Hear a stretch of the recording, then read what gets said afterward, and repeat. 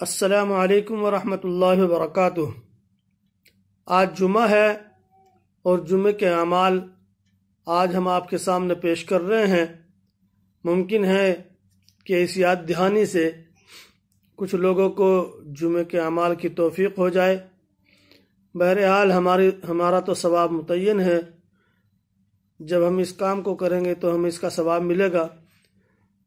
مسواک کرنا، غسل کرنا، سر میں تیل لگانا، اچھے اور صاف کپڑے پہننا، مسجد میں جلدی جانے کی فکر کرنا، مسجد میں پیدل جانا، مسجد میں طہارت کے ساتھ جانا، امام کے قریب بیٹھنے کی کوشش کرنا، اگر صفیں بھر چکی ہوں تو ان کو لوگوں کو پھلانگتے ہوئے نہیں جانا، اپنے کپڑوں اور بدن سے نہیں کھیلنا، خطبہ جمعہ کو غور سے سننا۔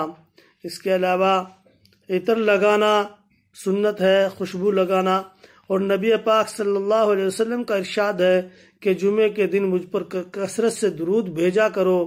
جمعے کے دن فرشتے میرے پاس درود لے کر آتے ہیں اور میرے اوپر پیش کیا جاتا ہے۔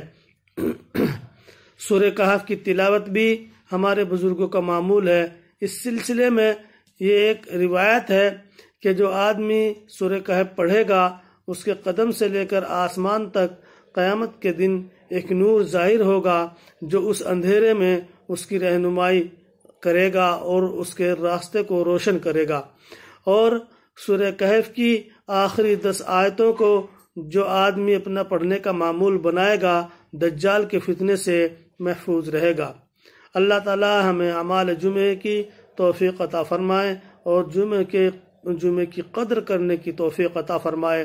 اس ویڈیو کو شیئر کر کے ثواب دارین حاصل کریں۔